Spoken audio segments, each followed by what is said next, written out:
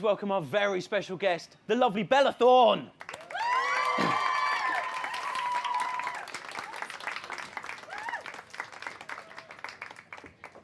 It's the hills. No running, no running, no running, no running. How are you? Hi, I'm the biggest klutz. Don't hate me. Take a seat. Welcome. Welcome to London. Oh, thank you so much. Here's the thing, and we'll talk about this in more detail, because obviously growing up in a high school, it's all about Twitter and Instagram and selfies and that kind of stuff. I started following you a few days ago when you arrived in London, and I kind of know what you've been up to. Is that weird? Does that kind of feel like stalking? No, I stalk people more heavily than that. I even go through my Instagram newsfeed and stalk the people that they're stalking. I'm that double girl. Stalk? Yeah, double stalk. Kind of like that. The first thing I kind of, when I started stalking you, let's admit it now, you went bike riding in London.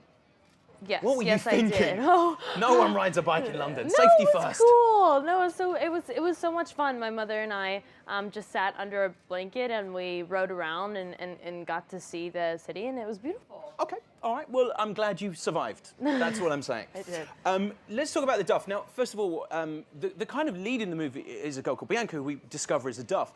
Now, I don't know if anyone realised this, but Duff in the UK, so, you know, designated ugly fat friend. Mm-hmm. Really? Yeah. And I understand you auditioned to be that character. Uh-huh. Two issues with that, the ugly and the fat bit. Oh no. Like, how are you in the world gonna be that girl? Oh, trust. You see this without makeup on in the morning, and you're like, ugh. Oh, there are lots of people that would like to. And they're all stalking your Instagram.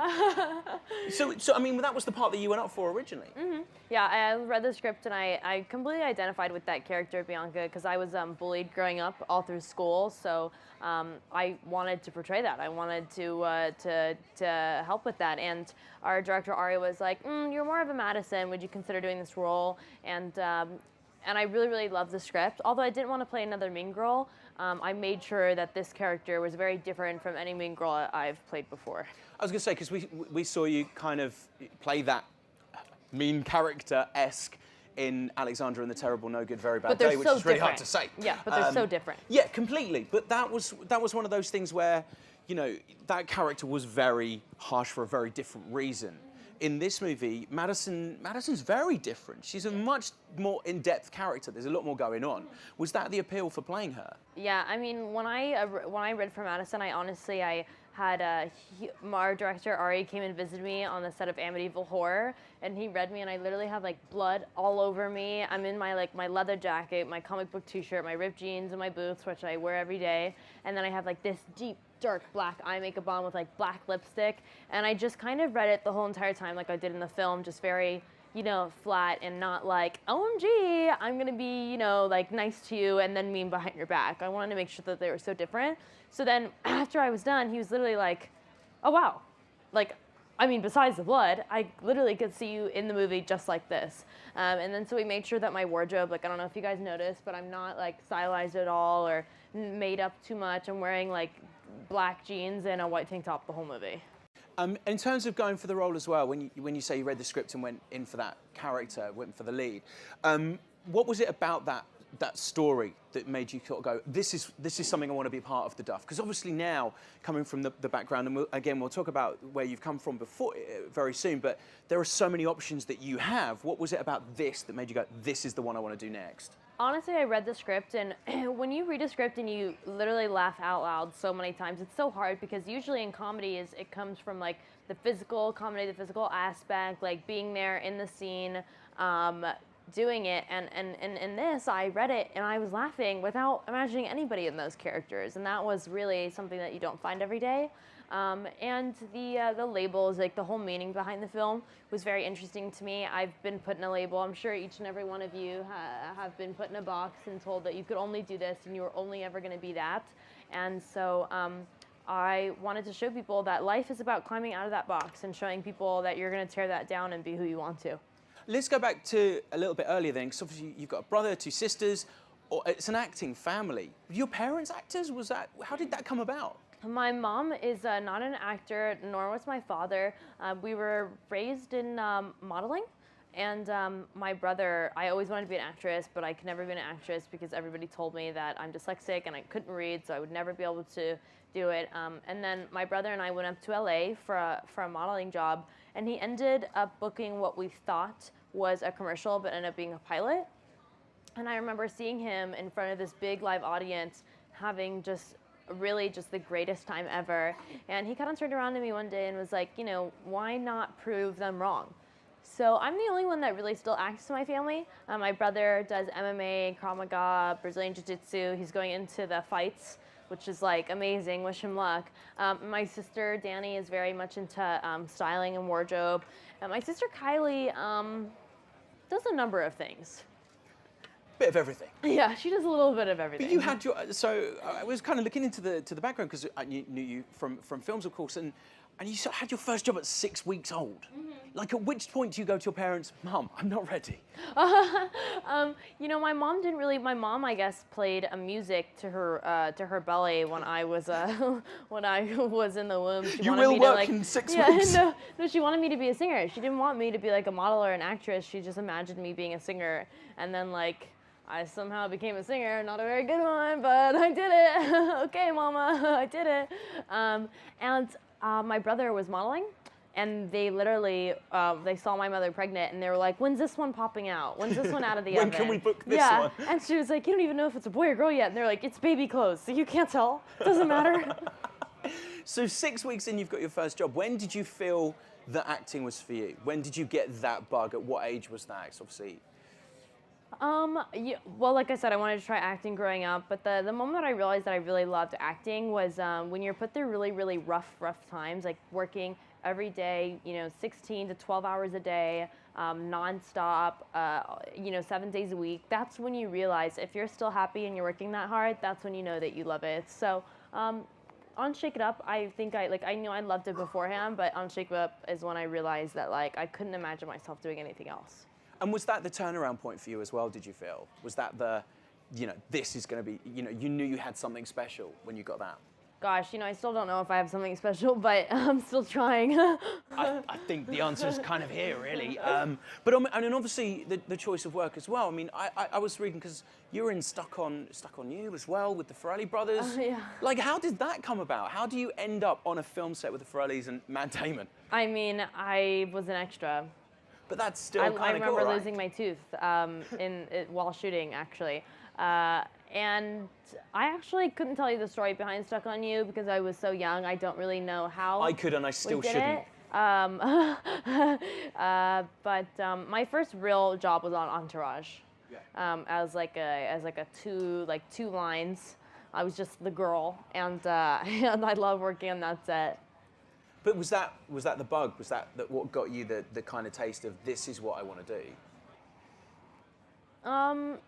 Yeah, I think so. I mean, I knew that this is what I wanted to do before I was working.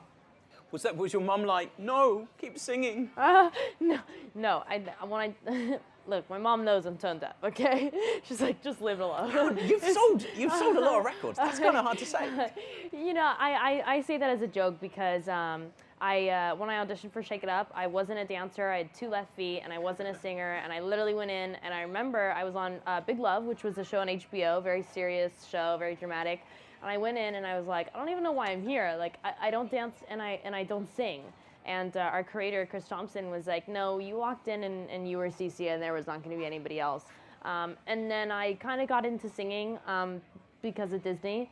And I was like, no, I'm not going to put out this record until I work on my voice because I don't want to put out music that's just like, you know, sorely auto-tuned.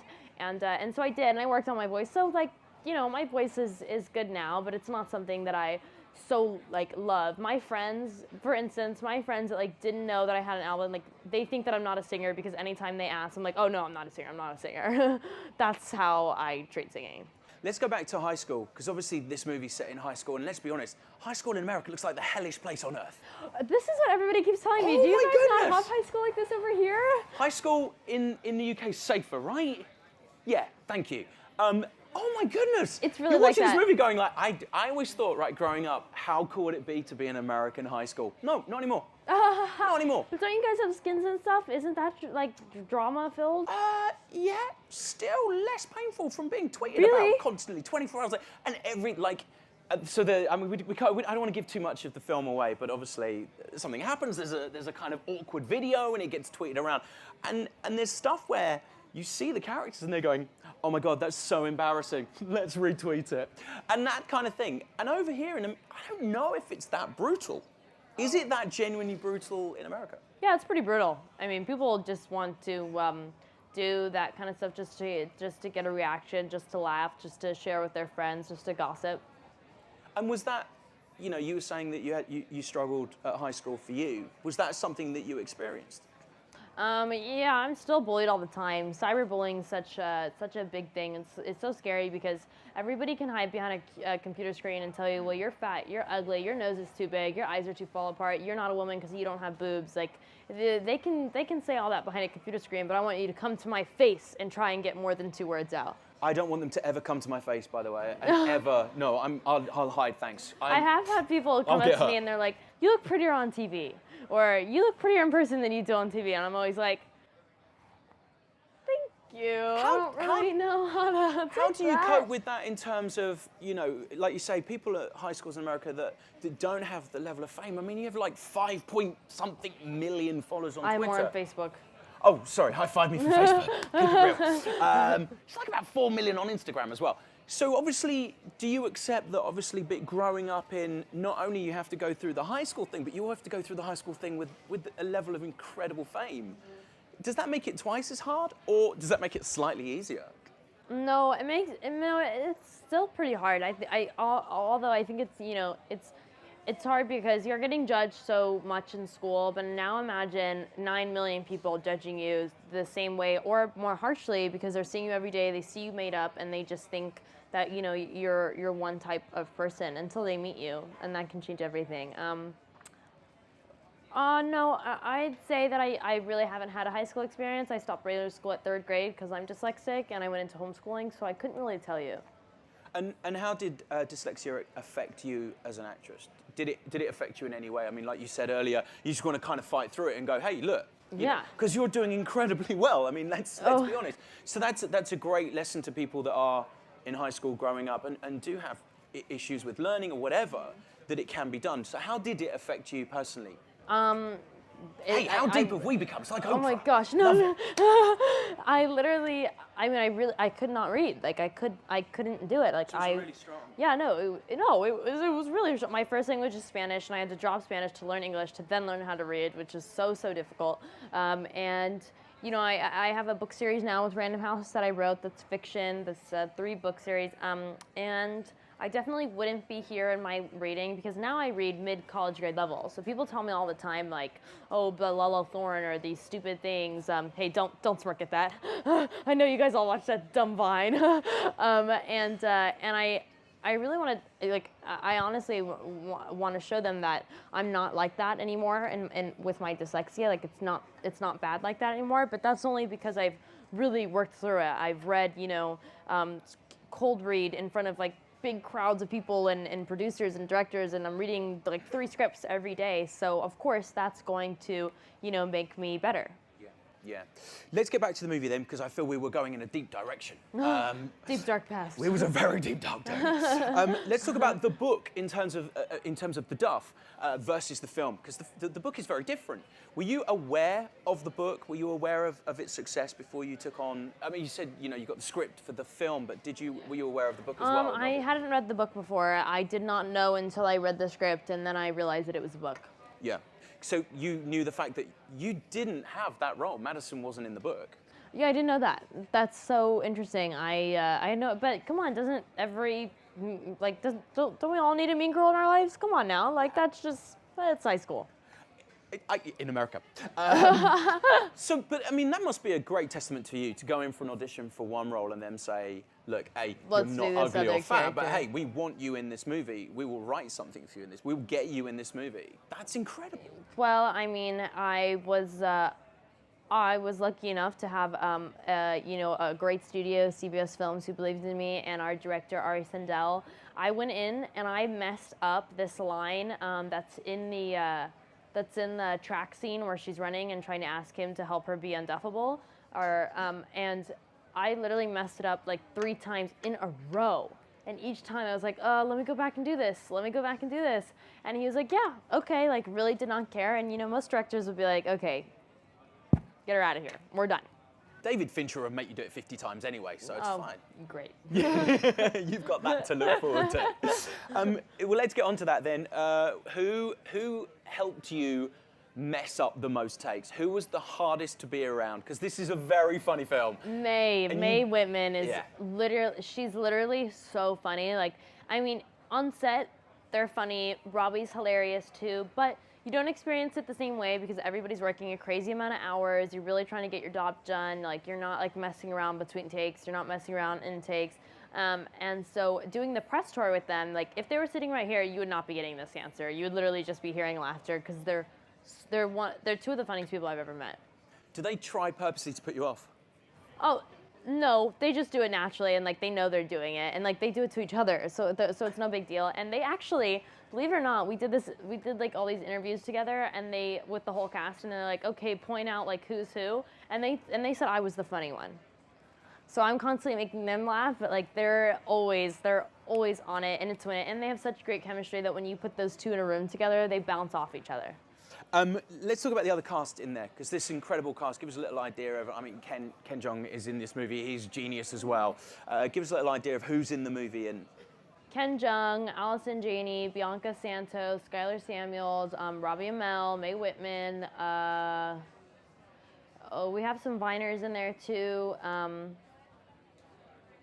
I hope I'm not forgetting anybody. That'll be rude. Were they all on board before you came on? Were you on? Did you know who was playing what parts? No, I was casted around the same time as Mae was casted. I remember them talking about the girls that were up for it, and they were signing my contract. Nice. And they were like, "Oh, Mae Whitman," and I was like, "Oh, perks of being a wallflower." Okay, and I hadn't really seen her in anything else. And then I remember being at the table read and being so blown away by her stardom and how, like, she's definitely a better Bianca than I would have been. I wouldn't have not been able to be as on it and funny and amazing as she is in that role. I was going to ask you that, you know, if you had have got the Bianca role, what would you have done differently? How would you have portrayed her? I honestly couldn't see her portrayed a different way because Mae is so fantastic. I was literally blown away at the table read. I just kept looking back to my mom like, is this for real right now? Like, is she really this good? Which scene took the most takes?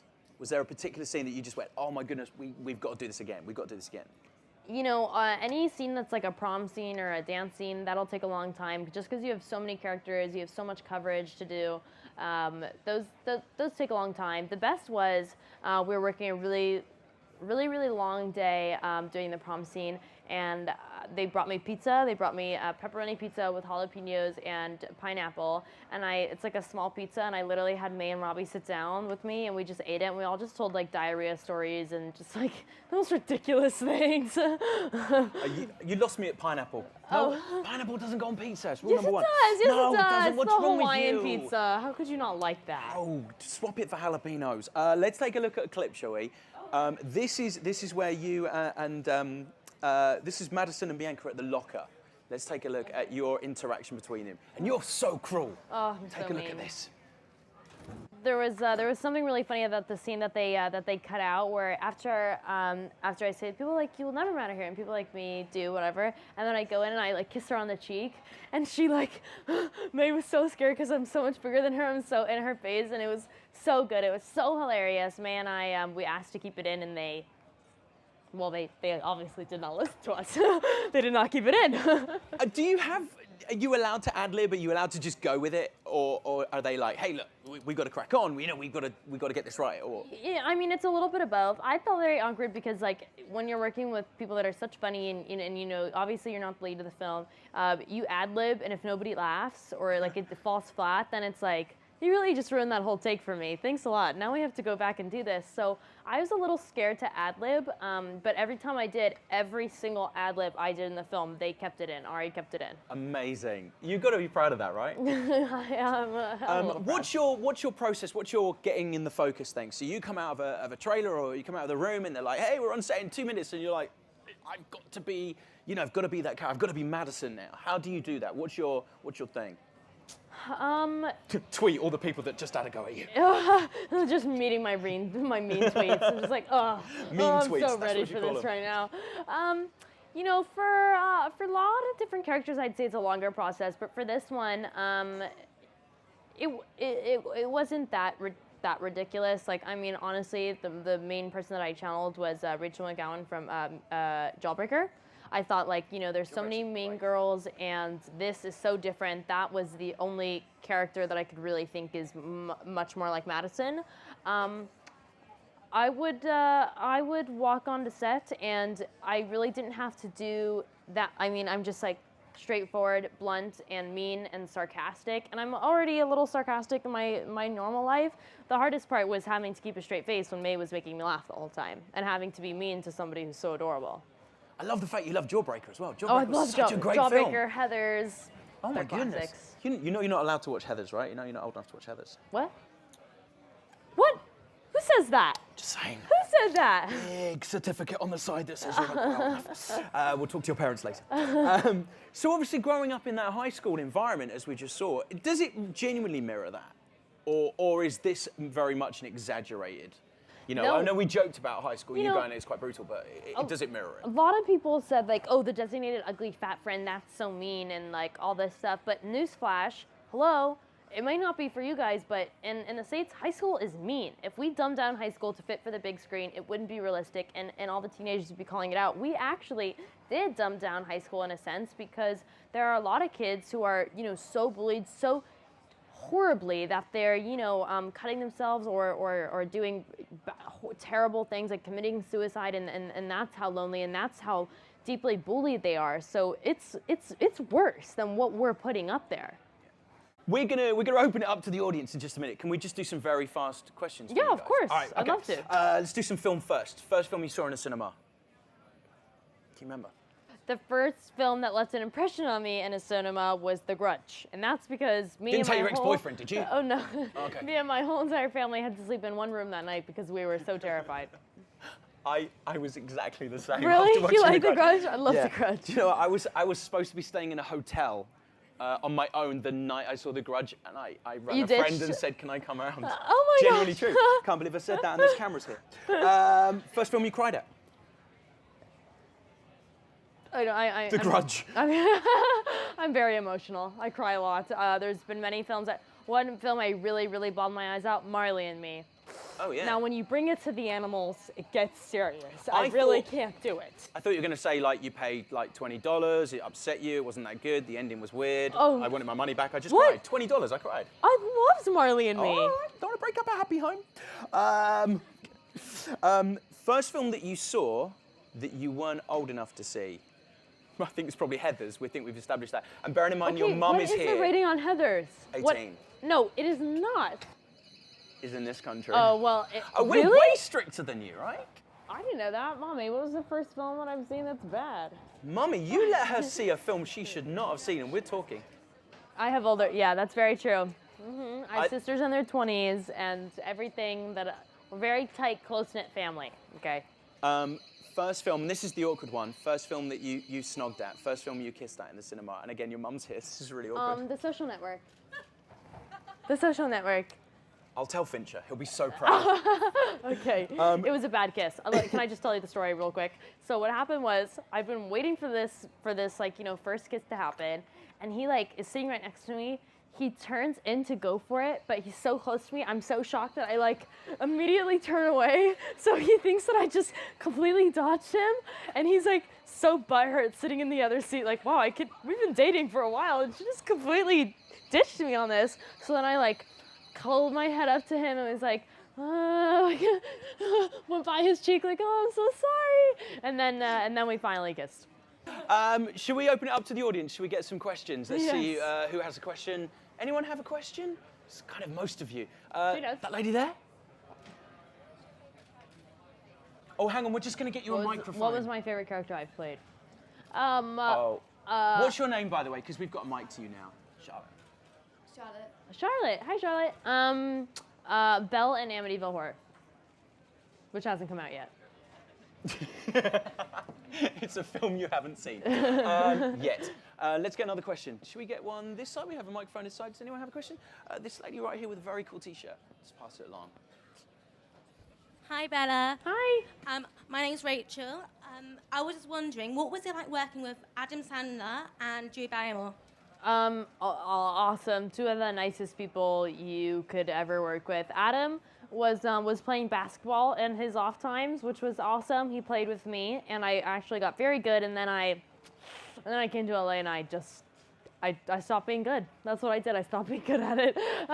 And Drew Barrymore is like so sweet. What a beautiful mom she is. And hilarious. They're both literally the characters that you see on screen is them in real life.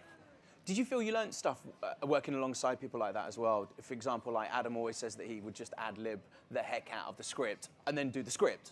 So he'll kind of have a range of everything. Did you kind of watch their styles or their process of acting? Yeah, of course. I think you do on any film that you work on.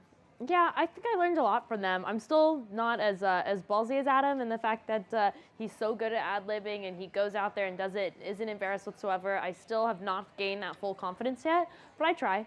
Do you go back and watch all of their work as well before you kind of go, right, I know I'm going to be on set with Drew Barrymore, let's go back and through everything? I was such a big fan before I even started working with them that I didn't need to do that. Also though, Terry Crews, that was freaking cool. I remember being at the table read and I saw him and I was like, Mommy, it's the guy from White Chicks. And she's like, what? And I'm like, wheelchair, that's what he says in the line. That's my favorite line in the whole entire movie. And he's so funny. I love him. I literally love him. Everybody hates Chris as well, right? There you go. Genius. That's another good one. Pure genius. Let's get another question. There are two ladies at the back there, so maybe you could both have a question. We'll pass it along. Oh, bless. I love your glasses. Can I just point out what she did? She was like, she got the microphone and she was like, it's like it's live. You can talk. Hi. I was just wondering, like, who really inspires you? Because you inspire me, so I was wondering, like, who inspires you? My mom. My mom does. If you can't say your mum, pick someone else. No, Because I feel like I need to apologise to your mum for so much already. Nearly kissing your daughter. You're not old enough to see the movies. What about in terms of acting? Is there someone that you've grown up being inspired by? An actor or an actress that you've sort of gone? You know, I mean, one thing that really inspired me, I would say, I don't know if I'm pronouncing her last name right, but Katherine Heigl or Hegel, I don't know how you say her name right, but she had this speech when they, don't quote me on this exactly, but she's been working since a very, very young age, and they said, oh my God, look at this girl who like one-hit wonder, like came out in overnight sensation, and she did the speech about she's not an overnight sensation. She's literally been working her whole entire life to be where she is, and you know, those are the people that you love. Like I can only hope that, you know, one day I could even be compared to her or be in her place, and I will say the same exact thing that she did. I think it was Knocked Up as well, wasn't it? The first thing when it kind of turned it around. Yeah, when everybody was like, oh, this new like blonde stepping into the yeah. scene, and that was not the case. I think that's part of acting, though, isn't it? You have that breakthrough movie, and everyone's like, "Oh my goodness," because you know you are going to have the people that go, "I haven't seen this person before," but then you've got millions of people who already kind of are aware of your work. So kind of already 100 steps ahead of where Catherine was. She was kind of doing it before the YouTube generation, the chance of tweeting and stuff like that. Yeah, the whole thing. So let's get the question from the girl next to her. Hi. First, I absolutely love your shoes. Oh my goodness! Do you want to know how uncomfortable they are? No, you don't. You don't want to know. Can we tell them what you were wearing 2 minutes earlier? Yeah, slippers. I was wearing my hotel slippers. I've been walking around in them all day. I was just wondering if there's any like significant differences between being on set with Disney and then like more like the Duff kind of thing. You can have naughty language, surely. Yeah, I mean, there's definitely a lot of differences. It's a whole different vibe. You're also working with more adults on Shake It Up. We're all about the same age. In the Duff, I'm the youngest of the cast. But I'm used to working with adults because I've done that my whole life, so it wasn't so different. Working on Shake It Up, I don't know. It's different in its own way. Not really one that I can point out exactly, but you know, working with Zendaya was amazing, but also working with May was just as amazing. They're both hilarious people. So. Thank you very much, ladies and gentlemen. We've run out of time. I'm so sorry. Thank you very much indeed for coming in. And the Duff is absolutely hilarious. You are going to love it. April It is 6th. genius. Go see it. And tweet about it as well. We'd be grateful. Hey, ladies and gentlemen, thank you so much. Thank Please you, welcome my guys. guest, the lovely Bella Thank you Thorne. so much. Oh, That double girl. stalk. Yeah, double stalk. Kind of like that. The first thing I kind of, when I started stalking you, let's admit it now, you went bike riding in London. Yes, What were yes, you thinking? I did. Oh. No one rides a bike in London. No, Safety it was first. cool. No, it was so much fun. My mother and I just sat under a blanket and we rode around and got to see the city, and it was beautiful. Okay, all right. Well, I'm glad you survived. That's what I'm saying. I did. Let's talk about the Duff. Now, first of all, the kind of lead in the movie is a girl called Bianca, who we discover is a Duff. Now, I don't know if anyone realised this, but Duff in the UK, so, you know, designated ugly fat friend. Mm-hmm. Really? Yeah. Like, and I understand you auditioned to be that character. Uh-huh. Two issues with that, the ugly and the fat bit. Oh, no. Like, no, how no. are you in the world gonna be that girl? Oh, trust. You see this without makeup on in the morning, and you're like, ugh. Oh, there are lots of people that would like to. And they're all stalking your Instagram.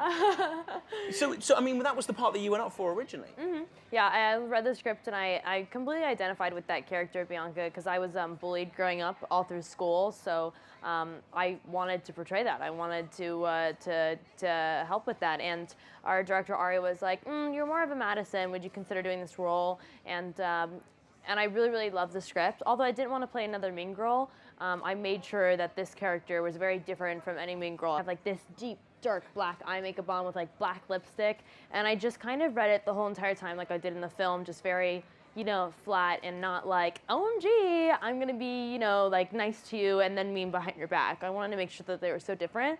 So then after I was done, he was literally like, oh wow, like, I mean, besides the blood, I literally could see you in the movie just like this. And then so we made sure that my wardrobe, like, I don't know if you guys noticed, but I'm not like stylized at all or made up too much. I'm wearing like black jeans and a white tank top the whole movie. In terms of going for the role as well, when you say you read the script and went in for that character, went for the lead, what was it about that story that made you sort of go, welcome our very special guest, the lovely Bella Thorne.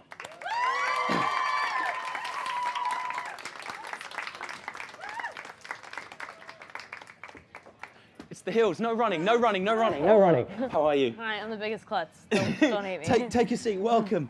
Welcome to London. Oh, thank you so much.